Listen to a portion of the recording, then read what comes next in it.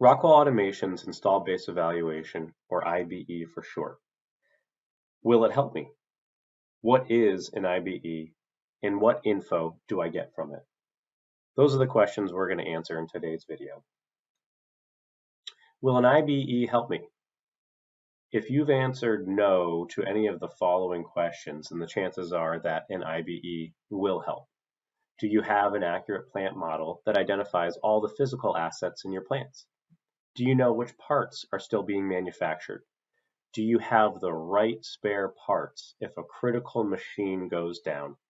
Do you have an updated, complete bill of materials for your critical assets? Do you know which parts have been announced for discontinuation or are already discontinued? Do you have an efficient and accurate process for maintaining storeroom inventory? Let's talk about what an IBE is and what to expect as deliverables.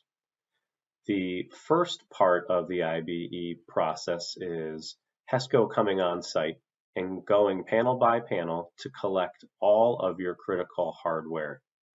The next step is we will go into the storeroom, crawl all the parts in there, plus your stashes, and collect that data.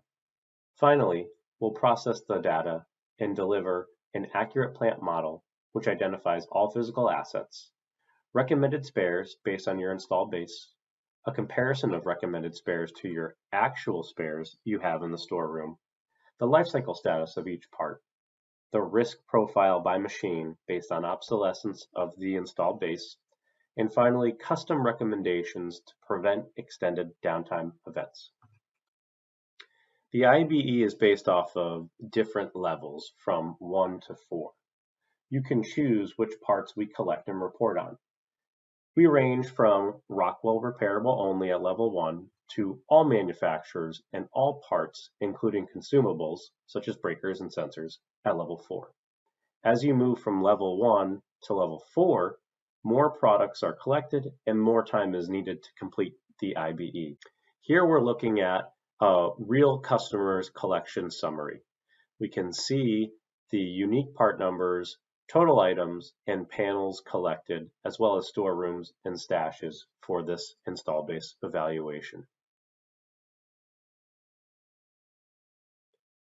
Now we're looking at the IBE total inventory value from the install base in blue, the spare parts in the storeroom in red, and the stash, which is uncontrolled spare parts, in orange. You have the information broken down by list price dollars and percentages. We break the information of the spare parts down further to indicate if they are active, excess active, or inactive. What these three distinctions mean are active inventory is spare parts we found in the storeroom that have a matching part in the installed base. Excess active is the same as active, but you might be carrying too much of that inventory. And finally, inactive is when we find a part in the storeroom, but do not find that part in the installed base.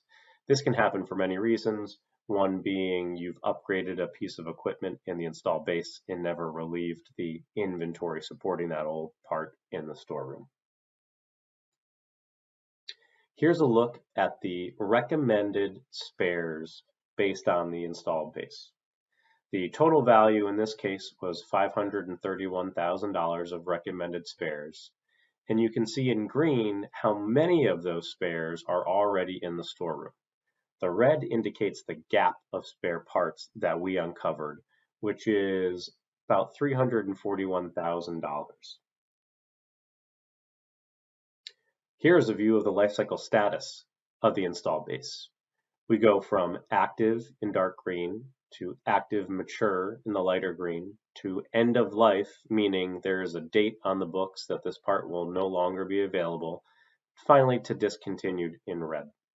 You get a visual breakdown of all of your installed base based on these life cycle statuses. Over on the right-hand side, you can see how many parts make up the different life cycle status. We break that information down further by machine and can take a look at the obsolescence risk your machine faces based on having end-of-life or discontinued material on it. Our top row in the top right section for main processing just says that we have 48 discontinued parts and 25 end-of-life parts. This helps give a visual representation of which machines might be most at risk based on obsolete, end-of-life, discontinued products. This is a view of high-risk parts.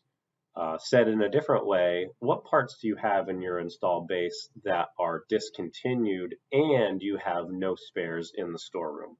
This is kind of the red flag where you have to understand if any of these parts fail, it's going to be a long time to replace them because A, they're no longer manufactured, and B, we didn't find any in the storeroom.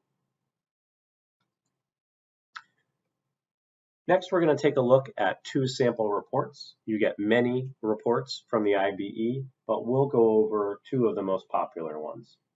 The first is the detailed product location.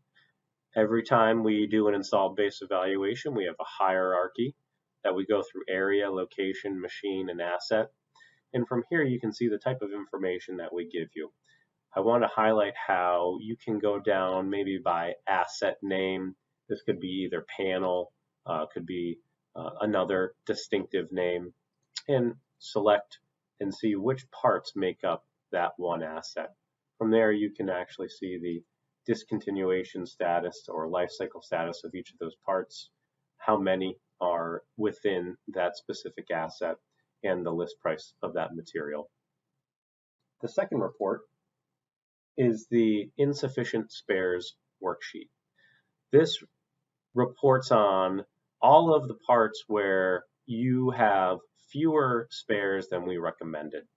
Going across the top line, you can see this 1336 drive. There is 1 in the installed base. Rockwell recommends having 1 spare on hand. We didn't find any in the storeroom. We didn't find any in the stash. And so we have an insufficient spare quantity of 1. You can go through this list, and this is kind of a blueprint of which spare parts we highly recommend you purchase. Thank you for your time today to learn a little bit more about Rockwell Automation's installed base evaluation. If you have any further questions, feel free to reach out to your HESCO account manager or reach us directly at 860-236-6363.